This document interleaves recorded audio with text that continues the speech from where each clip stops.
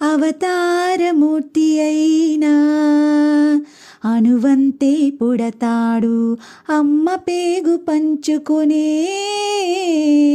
అంతవాడు అవుతాడు. అవతారమూర్తి అయిన అనువంతే పుడతాడు, అమ్మ పేగు పంచుకునే అంతవాడు అవుతాడు. అమ్మేగా అమ్మేగా చిరునామా అంతటి ఘన చరితకి, అమ్మేగా కనగలదు అంత గొప్ప అమ్మని ఎవరు రాయగలరు? అమ్మ అనుమాట కన్న కమ్మని కావ్యం ఎవరు పాడగలరు?